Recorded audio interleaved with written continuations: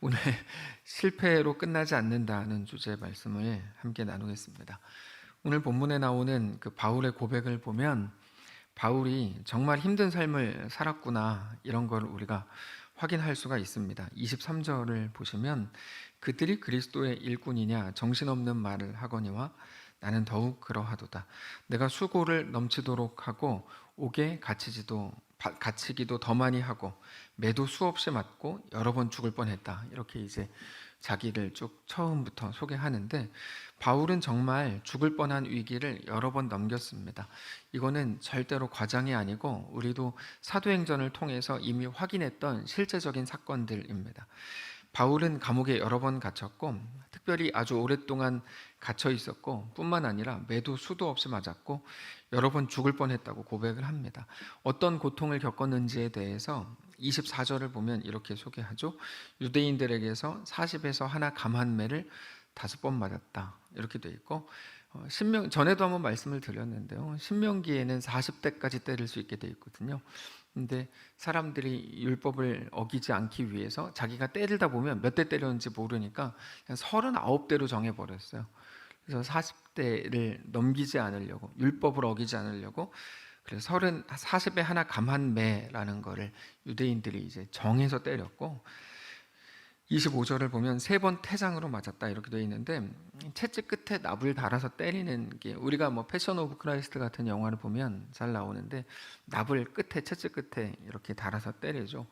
이거를 맞으면 피를 너무 많이 흘리고 또 충격을 받아서 죽는 사람이 상당히 많았기 때문에 로마인들에게는 태장을 때리지 못하도록 법으로 되어 있습니다. 식민지 사람들에게만 하는 형벌인데 무시무시한 형벌이죠. 이거를 3번을 맞았다. 그리고 또 한 번 돌로 맞았고 3번 파선하고 일주일을 깊은 바다에서 지냈다.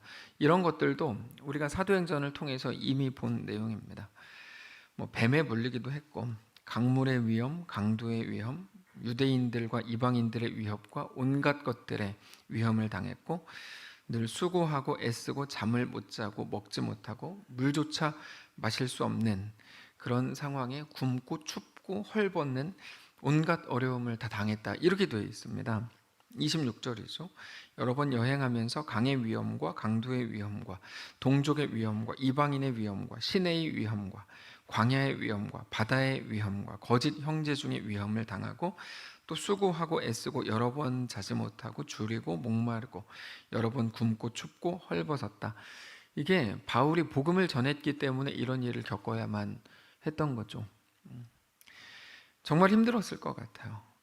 이번 우꾸마 교사들도 아마 갔다 와 보신 분들 다 아시겠지만 하루도 푹 잘 수가 없었다 이런 얘기들을 하는데요. 그게 쥐가 돌아다니고 그러니까 그렇게 하면은 쥐의 위험과 뱀의 위험과 그다음에 뭐 마실지 못할 물의 위험과 뭐 이런 거로 얘기할 수 있겠죠. 우리는 고난이라고 할 때 정도의 차이를 사실 자주 생각하는데요. 정도의 차이는 그렇게 중요하지 않습니다.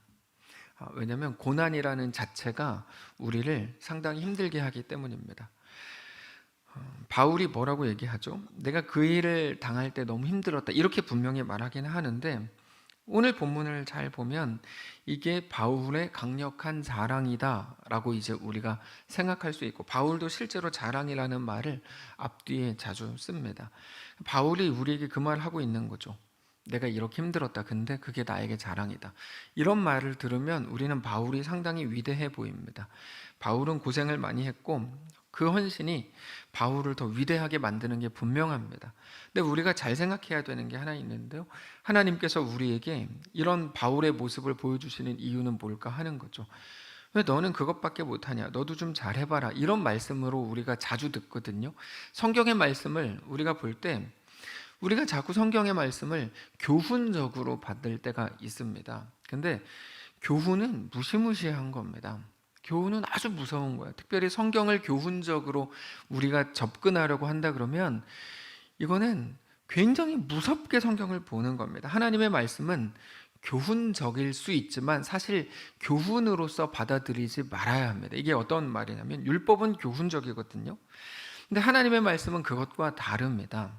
우리는 훌륭한 사람들처럼 하고 싶은데 그게 잘 안 되죠. 이게 교훈적인 거야. 예수님 시대 때 예수님의 말씀과 랍비들의 가장 큰 차이 중에 하나가 당연히 마가복음 아침 경건을 통해서 나누는 것처럼 예수님은 하나님 나라를 전하셨고 랍비들은 세상에 속한 이야기들을 전한 게 맞는데요. 그 어떤 내용보다도 그 방식이나 정신의 가장 큰 차이는 뭐냐면 율법의 율법 교사들은 하나님 말씀을 교훈적으로 접근했다는 게 가장 큰 차이입니다. 우리는 훌륭한 사람들처럼 하고 싶은데 그게 잘 안 되죠. 그래서 훌륭한 사람들 이야기를 들을 때 우리는 위축이 돼요. 나 왜 이러지? 이렇게 이제 위축이 됩니다.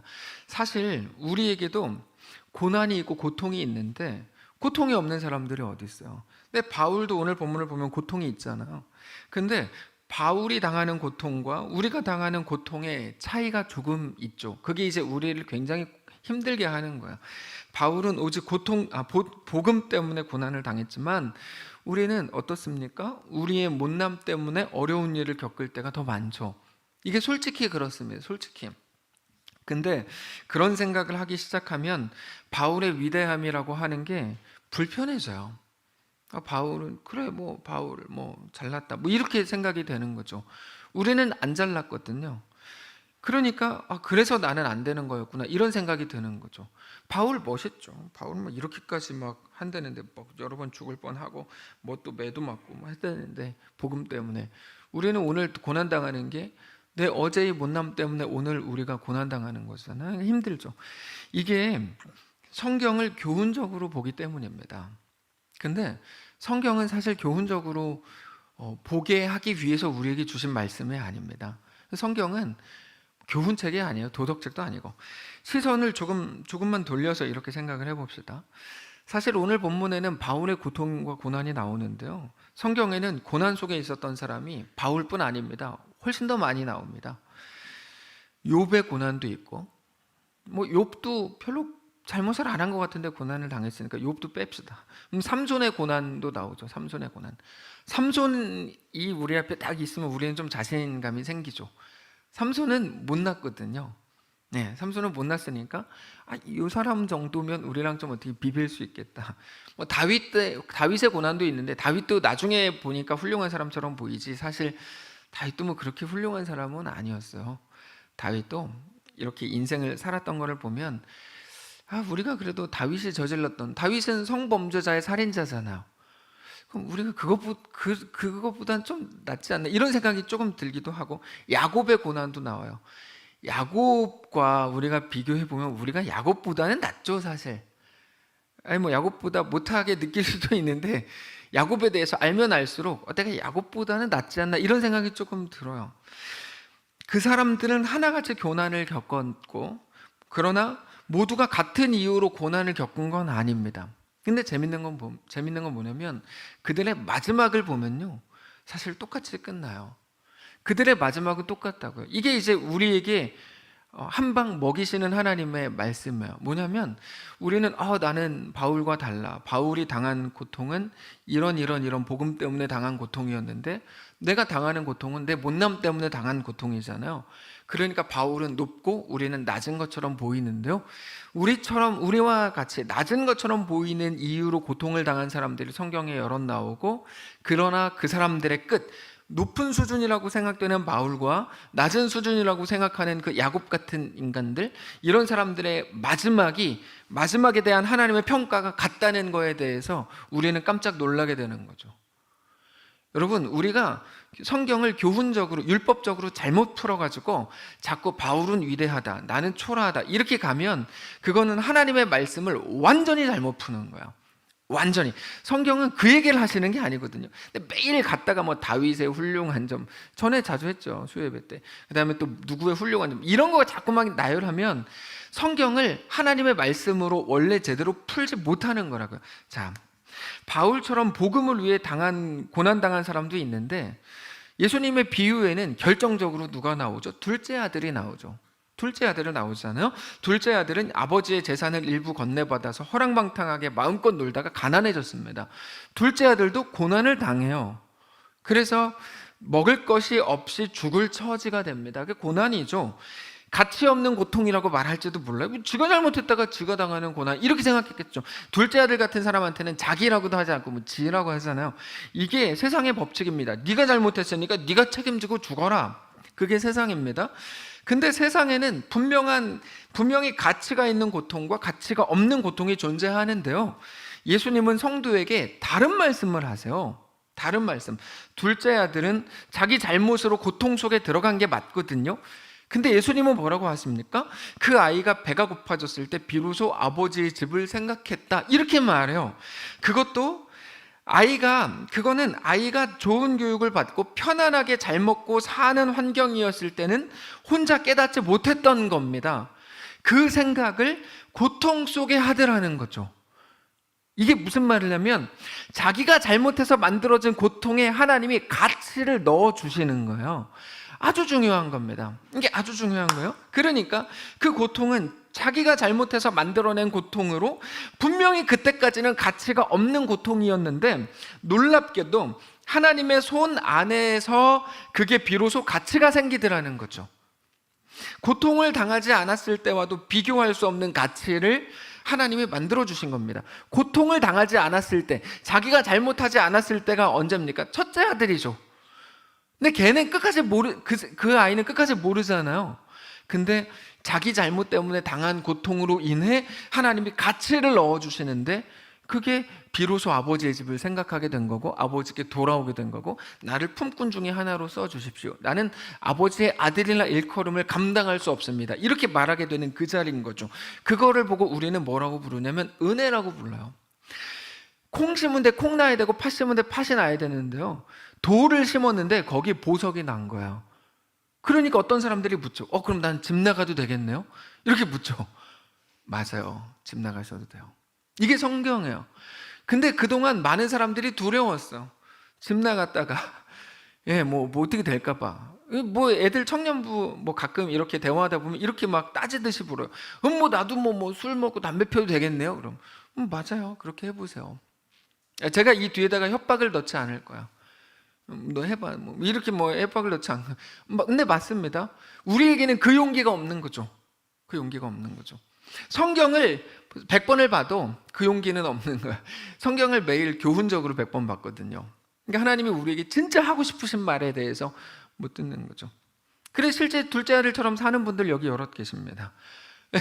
그러니까 이제 그 시도와 그 도전이 우리에게 이미 있는 거죠. 우리는 그걸 은혜라고 부르는데 은혜는 뭐냐면 원인과 결과가 안 맞는 게 은혜입니다. 은혜는 마땅히 얻을 것을 얻는 게 아닙니다. 얻을 자격이 없는 자에게 주어지는 거죠. 자기 잘못에 대해서 책임도 못 지는 아주 찌질한 인간에게조차 아들 예수님의 생명으로 용서하시고 영생을 주시는 게 은혜죠. 그래서 교훈적이면 이 말 자체가 이제 굉장히 불편해요. 뭐야. 뭐 이렇게 생각이 되죠. 지금 불편하신 분들 가끔 계실 수도 있어요. 예. 근데 여러분, 우리가 말씀을 잘 보셔야 되는데, 오늘 본문에서 하나님께서 바울을 우리에게 소개하시는데요. 바울은 처음에 위대한 사람인 것처럼 제가 말씀드렸죠. 왜 하필이면 바울이었을까? 하나님의 말씀은 분명합니다. 바울도 받으시더라, 그겁니다. 우리는 바울이 대단한 사람이라고 생각하셨잖아요. 복음 때문에 이런 고통을 받았다 그러니까. 근데 사실 바울이 가장 못난 사람 중에 한 명이었어요. 바울이. 그래서 만약에 하나님께서 바울까지 들어서 하나님의 사람으로 삼으신다면 더 이상 누구도 핑계할 사람이 없는 거예요. 나는 못나서 못해요 라고 말할 수 없을 만큼 가장 못난 인간, 가장 악한 인간이 바로 바울입니다. 그럼 본인도 알아요. 그래서 내가 죄인 중에 괴수라고 얘기하는 거죠. 바울은 가장 고집스럽고 자기로 꽉 찬 사람이었습니다. 그래서 나는 너희도 받는다, 나는 너희도 구원한다라는 걸 보여주기 위해서 최악의 사람이었던 바울을 부르신 거고, 오늘 본문에서 바울도 야 이렇게 변했어 라고 말씀하시는 거죠. 바울이 그거를 자랑하는 겁니다. 내가 그런 고생을 하면서도 하나님께 감사하고 하나님을 자랑하고 있다. 내가 왜 이렇게 됐지? 자기가 깜짝 놀라는 거예요. 하나님은 역시 대단하다. 나 같은 죄인도 자녀로 받으시고 주의 종으로 부르시더라. 이게 바울의 자랑입니다. 바울은 예수 믿기 전에 우리보다 더했습니다. 바울은 자기 신념에 완전히 사로잡혀서 살았던 사람입니다. 복음의 능력이 자유함이라고 말씀을 드렸다면 그렇게 생각할 때 바울은 복음의 능력을 1도 못 가진 사람이었어요. 매일 매어 살았거든요. 매어 사는 건 복음의 능력을 못 갖는 거거든요. 바울이 그랬어요. 바울은 자기 신념에 완전히 사로잡혀서 하나도 자유하게 못 살았습니다. 매일 매어 살았어요. 자기 신념에 매이고 자기 이름을 알리고 싶은 욕망에 사로잡혀가지고 예수 믿는 사람들을 잡아가두고 죽였던 사람이 바울입니다. 근데 하나님께서는 그런 사람까지도 구원해 주시더라는 거죠. 여러분, 구원에 대해서 우리가 자주 오해하는데요, 그냥 막연히 생각해요. 구원은 굉장히 구체적인 겁니다. 바울에게 주신 하나님의 구원은 뭡니까? 지난주에 나눈 것과 같은데, 귀신에 매여서 살던 사람에게 귀신을 쫓아주시고 너 이제 자유하게 살아라, 너 이제 귀신한테 매여 살지 말아라, 네 삶을 살아라, 너 나 쫓아오지 말고 니네 집으로 가라, 너 이제까지 귀신에 매여서 못 살았던 그 삶을 주 안에서 살아라. 이게 지난주 말씀이었잖아요. 바울이 자기의 신념, 유명해지고 싶은 욕망에 사로잡혔는데 하나님의 구원은 뭡니까? 거기서 건져주신 거죠. 거기서 건져주신 거야. 너 매어 살지 말라고 건져주신 거야. 구해 주신 거고, 그게 구원해 주셨다고 말하는 거야. 구원은 죽으면 천국 간다, 거기는 고통도 없고 황금길로 돼 있대, 이런 식의 막연한 게 아니에요. 구원은 기독교 신앙을 무력화시킨 게 뭡니까? 막연함이라고 말씀을 드렸죠. 구원은 그렇게 막연한 게 아니에요. 구원은 뭡니까? 속박에서, 우리를 오늘 눈에 보이는 것들로 붙들어매던 것에서 우리를 풀어주시는 게 구원이거든요. 그렇게 오늘 나를 자유한 하나님의 사람으로 살 수 있게 하신 겁니다. 그거를 알게 된 바울은 로마서 8장에서 구원에 대해서 뭐라고 정의하죠? 죄와 사망의 법에서 해방하신 거라고 소개합니다. 그게 바울의 삶에서 이루신 하나님의 역사입니다. 성경이 우리에게 그거를 보여주시려고 그러는 거죠. 그리고 그게 바울이 정말로 자랑하고 싶은 겁니다. 이제 큰일 났다로 생각되는 모든 것들에 매이지 않게 하는 거죠. 우리로 말하면 이제 큰일 났다라고 생각되는 모든 것들에도 매이지 않게 하시는 거예요. 그러니까 기독교 신앙이 율법적으로 되면 얼마나 나쁜 게 되는 겁니까?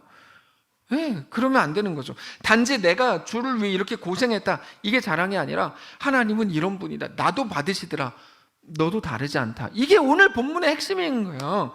근데 사실 그게 하나님께서 바울을 부르신 이유라고요. 뭡니까? 야, 나는 바울도 자녀를 부른다. 그래서 바울이 사도가 됐던 유일한 그 근거, 이유가 뭐라고 말씀을 드렸죠. 전에 스데반을 때려 죽인 게 유일한 이유였다라고 말씀을 드렸죠. 그거 기억나세요? 바울이 사도가 됐던 유일한 이유는 그것 때문이에요. 스데반 때려 죽인 것 때문이거든요. 그때 증인이 된 거, 그것만. 그러니까 바울이 가장 못난 인간이었다, 이게 하나님이 바울을 부르신 이유가 된다고요. 놀라운 역설이죠. 비유가 아니고, 진짜라고, 비유가 아니고. 어떻게 말씀을 드려야 되지? 네, 그러면서 이렇게 말씀하시는 거예요. 나는 바울도 자녀로 부른다. 그러니까 목사님, 그 사람은 안 돼요. 그게 하나님, 죄송합니다, 고개라는 말은 그분의 그 말이 하나님을 모르는 말인 거예요. 이해가 되세요? 나는 둘째 아들도 야새롭게 한다, 너라고 못하겠냐? 이거를 보고 복음이라고 불러요. 세상은 너는 안 되라고 말하잖아요. 왜냐하면 우리가 가진 조건들이 있으니까. 근데 성경은 뭐래요? 바울도 불렀고 둘째 아들도 불렀으니까 너도 부른다, 이거 너라고 내가 못하겠냐? 그리고 그거야말로 어린이 주일을 맞이한 우리에게 주시는 오늘의 말씀입니다. 나는 너도 그렇게 살린다거든요. 우리가 어린이 주일이 되면 어린이들을 어떻게 교육할 것인가에 대해서 자주 고민하고 연구하죠. 어린이 주일이 되면 의미가 있고 가치가 있는 일이겠죠. 그런데 우리는 어린이 주일이 우리의 아버지 되시는 우리 하나님을 생각하는 주일로 생각하자고 말씀드리고 싶은 거예요. 우리가 그분의 자녀인 것을 기억하려고 하는 겁니다. 나는 너도 그렇게 살렸다의 주인공이 우리가 돼야 되는 거죠. 당연히 너도의 너는 당연히 둘째 아들이고, 당연히 바울이고, 당연히 우리입니다. 우리는 방금 전에 바울이 위대한 사람인 것처럼 말했지만 사실 바울은 우리보다 더 못난 사람이었다, 이게 성경이 우리에게 말해주고 싶은 거예요. 결국에 둘째 아들을 보여주시고 바울을 보여주시는 이유는 그들을 비난하려는 게 아니라 나는 너도 불렀다를 말씀하시기 위해서죠. 바울은 계속 거기에 초점을 맞춰요. 계속. 그래서 바울의 고백을 보면 자기는 그렇게 어렵고 힘겨운 삶을 살았다고 말하면서도 28절을 이렇게 말해요. 이 외의 일은 고사하고 아직도 날마다 내 속에 눌리는 일이 있으니 곧 모든 교회를 위하여 염려하는 것이라. 야, 내가 지금 이러고 있다, 이런 거죠. 내가 지금 이러고 있다. 나로 꽉 차 있던 사람인데 지금은 이 고통 속에서도 하나님 나라를 보고 있다. 이게 하나님이 나를 자녀로 부르신 가장 강력한 증거가 아니겠냐? 사람들은 지금 네 꼴을 보라고 말하죠. 세상은 지금 그가 살아가는 형편을 가지고 판단하려고 그래요. 쉽게 말해서 그가 무슨 신발을 신었는지를 보고 판단하겠다는 거죠. 뭐 나이키 신었냐, 아디다스 신었냐, 어떤 브랜드와 신발, 뭐 디자인, 가격, 유행 이런 거를 굉장히 민감하게 살핍니다. 평가하려고 그러는 거예요. 평가하려고. 근데 정말 중요한 거는 그 신발 자체가 아니라 그 신발을 신고 어디로 가고 있냐가 중요한 거잖아요. 그게 이제 중요한 거 아닙니까? 그가 그것들을 가지고 결국 도착하려고 하는 그 자리가 어디인지에 따라서 그 사람의 존귀함과 가치가 달라지는 거죠. 바울이 걷는 자신의 길, 자기의 현실이 자기의 전부가 아니라 자기는 비록 그 길을 걷고 있지만 여전히 하나님 나라를 보는 것으로 세상적인 초라함 속에서도 그가 하나님의 사람이었음을 드러내고 있는 거죠. 그래서 바울의 자랑이 이렇게 마무리돼요. 30절 이렇게 마무리됩니다. 내가 부득불 자랑할진대 내가 약한 것을 자랑하리라. 이게 이제 놀라는 고백이죠. 내가 약한 것을 자랑한대요. 여러분, 이게 가능합니까? 약한 것을 자랑하십니까? 세상에는 약한 것이 부끄러움인데 바울은 어떻게 그 부끄러운 약함을 자랑합니까? 예를 들면 이런 거죠. 이번에 우리 아이가 대학에서 떨어졌어. 그게 막 자랑이 되는 거예요. 예를 들면 말도 안 되는 거잖아요. 이게 삼수했는데 떨어졌어. 이렇게. 자기가 강할 때는 빨빨거리면서 누가 인정 안 해주나 그러면서, 표현이 죄송한데 너무 적나라하죠. 여기저기 막 기웃거리고 으스대고 자기보다 없는 사람들 막 업신여기고 괜히 막 깔보고 그러지만 자기가 약할 때는 하나님이 주인 되시고 하나님이 이끄시는 그 길로 갈 수밖에 없는데, 자기의 삶이 가장 완전하고 아름답게 완성되는 순간은 자기의 생각과 자기 고집과 자기 오름이 펼쳐져 가지고 내가 강하고 옳은 사람이었다는 게 드러날 때가 아니고 오직 하나님께서 이끄실 때야말로 내가 가장 아름답게 완성된다는 걸 아는 거죠. 내 약함을 자랑하는 겁니다. 결국에 바울은 지금 하나님의 이끄심을 자랑하고 있는 거죠. 그래서 그게 그 다음 장인 12장으로 가면 고백이 이렇게 이어집니다. 12장 10절인데요. 그러므로 내가 그리스도를 위하여 약한 것들과 능욕과 궁핍과 박해와 권고를 기뻐하노니 이는 내가 약한 그때 강함이라.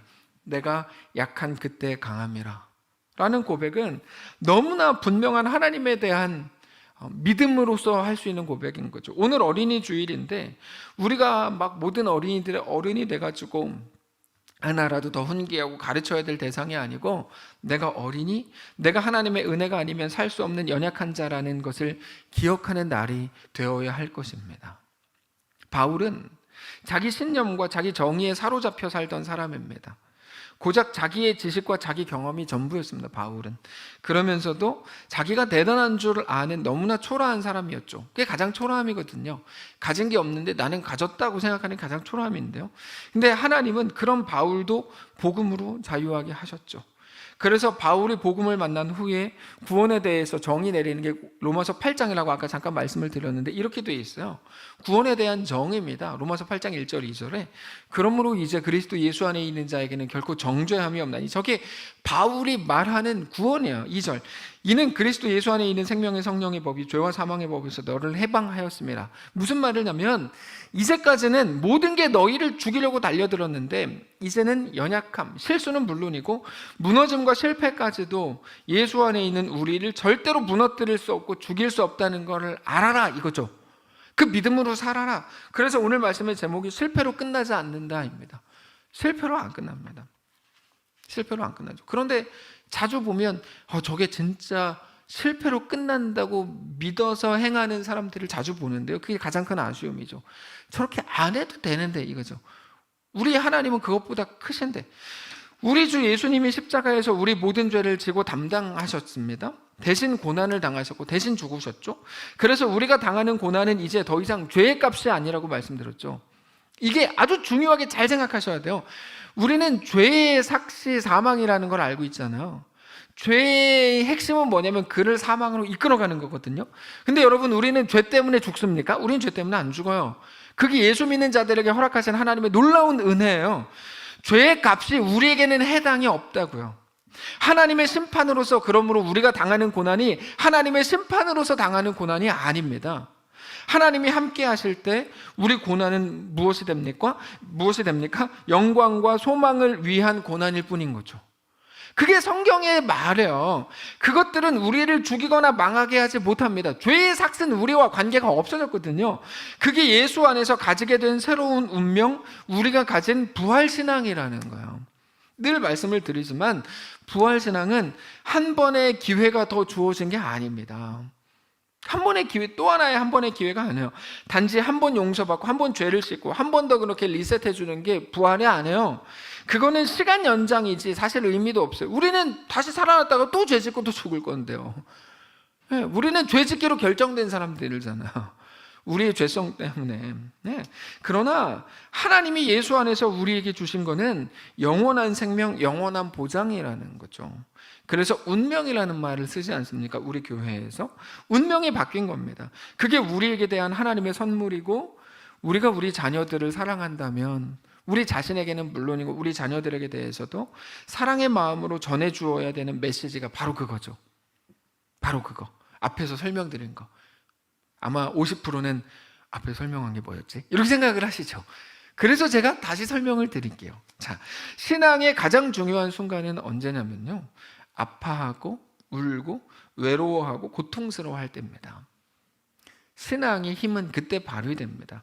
왜냐하면 많은 성도들은 거기에 매이거든요. 그때가 신앙에서 가장 중요한 순간입니다.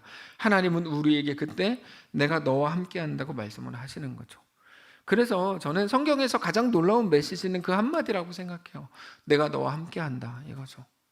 가장 놀라운 메시지예요. 근데 우리는 그 말을 못하죠. 자녀들에게조차. 아이들이 실패했을 때 어떻게 하십니까? 혼내죠. 아이들이 실패했을 때 혼냅니다. 다음부터는 똑같은 실수하지 말라고 혼내는 거죠. 근데 그건 심각한 문제입니다. 자녀의 실패를 보면서 부모가 혼내는 이유는 부모가 두려워서 그렇습니다. 제가 그러고 살아요. 근데 부모가 두려워서 그래요. 아이들이 더 실패할까 봐 부모가 너무 두려운 거예요. 그래서 혼내요, 우리는. 자, 근데 하나님을 보세요. 하나님에게는 그런 두려움이 없죠. 하나님은 완전하시거든요. 완전하신 하나님이 우리에게 어떻게 말씀하시는지를 잘 보세요. 기독교의 능력이 거기 있습니다. 우리에게 주신 말씀, 그 일, 너의 실수가 실패로 끝나지 않는다. 이게 하나님의 말씀이에요. 그것 때문에 너 망하는 일은 없다. 왜요? 내가 너와 함께 할 거니까. 내가 너를 붙들 거니까. 이게 하나님의 말씀이고 우리가 오늘 붙들어야 되는 겁니다. 그리고 우리가 아이들이 눈물을 흘릴 때 우리도 그래서 하나님의 그 말씀을 해줘야죠. 그래서 아이가 실패하면 부모가 뭐를 해야 됩니까? 격려를 해야죠. 격려를. 야, 너 더 잘해봐라. 다시 해봐라. 그러면 아이들은 이제 아무래도 실패했는데 뭘 다시 해보래요. 다시 해봐라. 이렇게 말을 해야죠. 그래야 나중에 잘한다. 여러분, 실패를 해야 나중에 잘하잖아요. 실패를 해야. 아이가 제대로 걸으려면 2만 번 넘어져야 된다면서요. 실패라는 거 아닙니까? 넘어지면. 근데 우리는 실패를 못 견디는 거죠. 실패할 수 있는 거죠. 근데 앞으로 2만 번 넘어져야 되니까 실패할 일이 세고 셌는데, 우리 사랑하는 아이들이 부모의 격려 없이 2만 번의 실패의 길을 어떻게 걷겠어요? 어떻게 걷겠냐고. 앞으로 실패해야 되잖아요, 아이들은 2만 번. 근데 부모의 격려 없이 애들이 2만 번 실패해 정해진 그 길을 어떻게 걷냐고. 하나님이 우리에게 왜 매일 내가 너를 붙든다, 내가 너와 함께한다 말씀하시는 줄 아세요? 우리가 가야 될 길이 광야의 길이기 때문에 그래요. 아이고, 광야의 길 거치지 않게 해주시. 방법은 하나예요. 지금 죽이는 것밖에 없어요. 지금 죽여서 천국으로 데려가면은 실패할 건 없는데, 우리에게 이 땅을 살게 하실 거라면 우리에게 정해진 길은 광야의 길이고 실패의 길이에요. 그래서 하나님 매일 우리에게 뭐 하시냐면 격려하시는 거예요. 너에게 펼쳐진 길이 뭔지 알거든요. 근데 부모는 아이의 실수를 견디질 못하니까 짜증을 내죠. 애가 실수하면 짜증을 내죠. 그럼 아이는 어떻게 되죠? 너무 외롭죠. 이 설교하는데 우리 아이들 눈을 못 마주치겠네. 제가 한 게 있어서. 근데 어쨌든 예, 그럼 애들이 너무 외롭죠. 실패할 수밖에 없는 그 길. 그래서 안 그래도 너무나 외로운 그 길을 누구의 격려도 없이 혼자 가야 되는 게 얼마나 슬픈 일입니까? 그나마 비교적 훌륭하다고 하는 저도 이렇게 눈을 못 마주치겠다면 여러분은 얼마나 마음이 힘들지 제가 다 알아요. 예, 자, 그래서 아이들이 울 때, 집에서 울 때 제발 네가 뭐를 잘했다고 울어 뚝 안 그쳐, 제발 이런 말은 하지 마세요. 이거는 진짜 할 말이 아니에요. 부모로서 할 말이 아니에요. 이런 말을 제발 하지 마세요.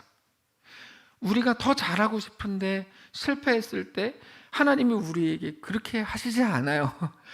네가 뭐를 잘했다고 울어 뚝 그쳐 이놈 새끼야, 야구방망이, 이렇게 하시지 않는 거죠. 우리 아이들은 그래서 격려를 받아야죠. 여러분, 우리가 신앙생활할 때 하나님이 우리에게 늘 하시는 게 격려거든요. 예전에도 한번 소개를 했는데요, 어떤 좋은 책에서 이렇게 좋은 말 알려줬어요. 그분의 아이가 물에 빠져 죽을 뻔했대요. 그때 한국 엄마 같으면 이렇게 개를 잡아대고 막 엄청 때리면서 너 물가에 가지 말라 그랬잖아. 그러면서 막 마지막에 한번 안아주고 울고 이렇게 이제 끝내지만, 그 아빠가 이렇게 말했대잖아요. 외국 이야기인데, 괜찮아? 걱정하지 마. 문제 없어. 너 살아왔잖아. 나는 너를 사랑해. 이렇게 말했대잖아요. 예전에는 이거를 영어로 했는데 영어로 할 자신이 없네요. 하나님이 나를 어떻게 대하실지 우리가 알고 믿는 대로 아이들을 대해야죠. 실수하고 실패한 거에 대해서 겁내지 말라고 말해줘야 됩니다. 얼마나 겁나겠습니까? 물론 아싸 나 어차피 용서받으니까 그러면서 계속 실패하는 인간 놈들에 대해서는 엄청 후두려 패야죠. 성경에서는 후두려 패라 그래도 죽지 아니하리라 이렇게 말씀하시는 내용이 나오기 때문에 저는 그 믿음을 갖고 있는데, 근데 여러분, 그 하나님께서 우리에게 어떻게 말씀하시는지를 잘 봐야죠. 우리가 겁먹을 때 하나님은 우리를 안아주십니다. 하나님은 우리에게 내가 너와 함께한다. 너 그것 때문에 망하지 않는다. 그게 또 거기 매여 살지 않아도 된다 이거죠. 매여 살지 않아도 된다. 괜찮다. 그래서 우리가 오늘을 사는 거죠. 너의 예수의 생명이 너를 살렸다. 다시 해봐라. 포기하지 말고 다시 해봐. 너 할 수 있어. 그래서 그게 우리 미션인 겁니다. 그 말을 해주는 거죠. 말씀을 정리하겠습니다. 그러고 보면 성경에는 못난이들 대잔치입니다. 지난주에 위대한 쇼맨과 같다고 잠깐 말씀을 해드렸는데, 성경은 못난이들의 대잔치예요. 우리가 아는 사람 아무나 한 명 이름을 말해보세요. 제가 그분의 못남을 얼마든지 설명할 수 있어요. 성경엔 에녹 정도 빼고 못난이들의 대잔치라는 걸 우리가 알 수 있어요. 그들을 믿음의 사람으로 만드신 게 성경의 역사예요. 그들 중에서 특별히 신약에서 제일 못난이는 바울이고요, 구약에서 제일 못난이는 누굴까요? 야곱이죠. 얘기할 것도 없어요. 구약에서 제일 못난이는 야곱이에요. 야곱은 자기가 할 수 있는 모든 잔머리를 쓰면서 살았습니다. 자기 힘으로 살아보려고 몸부림을 쳤던 사람입니다. 그래서 이름이 야곱이에요. 야곱, 사기꾼, 약탈자. 이게 야곱이거든요. 자기가 할 수 있는 모든 것을 다 해봤는데 끝내 안 된다는 걸 알게 되죠. 이 둘째 아들이죠. 자기가 해볼 수 있는 건 다 해봤어요. 아버지한테 뭐 재산도 땡겨받았고, 그 과정에서 횡령 안 했겠어요. 횡령도 하고 다 해가지고 집에 가지고 나갔는데 그럼 행복할 줄 알았죠? 쫄딱 망하잖아요. 그게 이제 야곱이고 둘째 아들 똑같은 인간들인데, 그때 하나님께서 야곱에게 짠 나타나셔가지고 물으시죠. 너 이름이 뭐냐? 야곱이, 나 야곱입니다. 야곱 이름의 뜻은 발 뒤꿈치를 잡은 자라고 신사적으로 해석했는데 원래 약탈자란 뜻이에요. 사기꾼, 약탈자 이런 말인데, 나는 뺏어야만 먹고 살 수 있는 사람입니다. 뺏어야만 먹고 살 수 있다고 믿는 사람입니다. 그게 나 야곱입니다. 이렇게 대답을 해요. 야곱이 경험했던 세상이죠. 악착같이 독하게 해야만 살아남을 수 있는 세상이었잖아요. 야곱 계십니까? 그때 하나님이 이렇게 말해요. 야, 너는 내 사랑하는 아들이다. 다시는 너를 야곱이라고 부르지 마라. 너를 이스라엘이라고 불러라. 내가 네 하나님이다. 너는 존귀한 자다. 그게 이스라엘이거든요. 야, 이제 세상이 너한테 뭐라고 말해도 속지 마라. 제가 성도 여러분에게 늘 말씀드리고 싶은 게 그겁니다. 속지 마십시오. 그렇게 해야만 되는 게 아니다. 너의 실패가 실패로 끝나지 않는다. 이게 하나님의 그날의 대답입니다. 그게 바울이고 다윗이고, 다윗 뭐 똑같아요. 욥이고, 욥 뭐 대단한 것 같죠. 우리가 오후 예배 때 나눴잖아요. 욥 똑같아요. 야곱이고, 그러면서 그 끝에 너도 그렇다 이렇게 말씀하시는 거죠. 우리는 우리의 모습을 보면서 너무 실망스럽습니다. 매일 실패하는 모습을 보면서 그거를 받아들일 자신이 없습니다. 부활주일에 소개했던 노래처럼 난 왜 안 되지? 왜 난 안 되지? 이게 우리의 전부의 생각, 매일의 생각이죠. 근데 우리 하나님께서는 세상의 잣대로 우리를 판단하시지 않습니다. 하나님의 약속입니다. 하나님은 더 이상 판단자가 아니라 우리 아버지이십니다. 너는 내 아들이다. 너는 내 아이다. 그러면서 하나 덧붙이시죠. 어린이 주일이니까 어린아이와 같지 않으면 결단코 천국에 들어갈 수 없다가 그 말이에요. 이게 그 말이라고요. 너는 내 아들이다. 너는 내 아이다. 어린아이와 같지 않으면 결단코 천국에 들어갈 수 없다. 어떤 것도 실패로 끝나지 않습니다. 모든 것이 합력하여 선을 이루어내실 겁니다. 저는 우리 하나님께서 우리에게 하시는 매일의 말씀으로 인해서 가슴이 뜨거워지기를 원합니다. 우리 하나님이 우리 아버지 되시는 것으로 인해서 하나님의 도우심과 은혜와 붙드심과 위로와 격려로 하나님과의 귀한 동행을 자유하게 얻으시는 성도들 되시기를 바랍니다. 찬양하겠습니다. 요게벳의 노래라는 찬양인데요, 그동안 특송 혹은 솔로로만 했던 곡인데 우리 함께 이 시간에 우리 자신을 향한 하나님의 메시지로 또 우리들의 또 자녀들 다음 세대를 향한 고백으로 함께 찬양하겠습니다. 작은 갈대 상자 물이 새지 않도록 역청과 나무 진을 칠하네. 어떤 마음이었을까 그녀의 두 눈에 눈물이 흐르고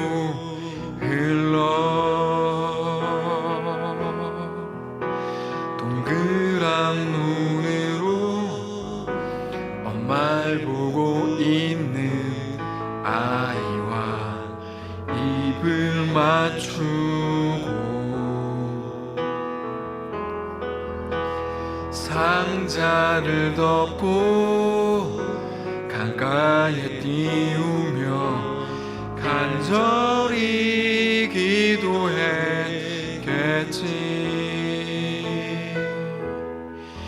정처없이 강물에 흔들흔들 흘러내려가는 그 상자를 보며 눈을 감은 보이는 아이와 눈을 맞추며 주저앉아 눈물 흘렸겠지. 너의 삶의 참 주인 너의 참 부모이신 하나님 그 손에 너의 삶을 맡긴다. 너의 삶의 참 주인 너를 이끄시는 주 하나님 그 손에 너의 삶을 드린다. 너의 삶의 참 주인 너의 참 부모이신 하나님 그 손에 너의 삶을 맡긴다. 너의 삶의 참 주인 너를 이끄시는 주 하나님 그 손에 너의 삶을 드린다. 우리 이 시간에 잠시 말씀을 기억하면서 오늘 어린 주일인데요, 우리 아이들, 다음 세대 아이들, 우리 자녀들을 마음으로 축복하면서 함께 조용히 기도하기를 원합니다. 하나님, 우리에게 주신 나는 너를 붙든다, 나는 너와 함께한다, 나는 너의 하나님이다, 걱정하지 말고 담대하라. 너희가 세상에서 환난을 당하겠지만 담대하라, 내가 세상을 이겨노라 말씀하시는 그 음성이 우리 자녀들에게도 전해지게 하시고, 우리가 살아가는 모든 광야의 길을 위해서 하나님을 그러므로 붙들며 담대하게 자유한 자들, 복음의 능력을 회복한 자들로 살아가게 하옵소서. 다음 세대 아이들을 놀랍게 축복하시고 하나님의 거룩한 은혜 가운데 거하게 하옵소서. 조용하게 묵상하면서 기도하겠습니다. 하나님, 주의 말들을 축복합니다. 주께서 함께 하시옵소서. 하나님, 우리가 행하는 것보다 더 완전하신 하나님을 신뢰하며 하나님을 믿음으로 바라보게 하시옵소서. 붙잡아 주시옵소서. 하나님 인도해 주시옵소서. 하나님 할수 있는 게 아무것도 없습니다. 하나님 함께 하시기를 원합니다. 하나님 붙드시기를 원합니다. 좋은 옷 입혀주고 대단한 것들을 채워주는 게 아니고 하나님께 믿음으로 내어 맡긴 우리가 되게 하옵소서. 주의 은혜 안에 그렇게 거하게 하시옵소서. 인도해 주시옵소서. 하나님, 애굽의 바로가 다 죽이라 그래가지고 어쩔 수 없이 갈대 상자에 아기를 담아서 떠나보내야 했던 그 처지가 우리와 똑같습니다. 우리가 행할 수 있는 게 아무것도 없습니다. 우리는 막 아빠의 경험, 아빠의 힘, 엄마의 어떤 돈 막 별거 다 해주려고 그러고 좋은 옷 입혀주고 뭐 대단하게 뭐를 남겨주고 이게 사랑인 줄 알지만 사랑도 아닌 거고 사실 연약한 건데 우리가 정말 해야 되는 그 가르침과 그 한마디 말, 너의 하나님이 너의 아버지다. 엄마 아빠가 해줄 수 없는 거 하나님이 네 삶을 채우시고 붙드신다. 엄마 아빠는 나이 들어서 세상을 떠나게 되지만 하나님은 영원히 너를 붙드신다. 그 진짜 메시지를 남겨주는 귀한 우리의 오늘이기를 원합니다. 하나님, 우리와 함께 해 주옵소서. 다음 세대 아이들 우리 가운데 허락하셨으니 감사합니다. 사랑하는 유치부, 유초등부 모든 아이들 가운데 청소년부 하나님의 놀라운 은혜가 그들 가운데 더해져서 세상으로부터 두려움에 완전히 사로잡혀 살지 않게 하시고 자유하게 부모가 살아본 적 없는, 느껴본 적 없는 그 넉넉한 행복함과 그 넉넉한 만족과 하나님에 대한 분명한 확신과 믿음으로 이 땅을 넉넉히 승리하며 살게 하옵소서.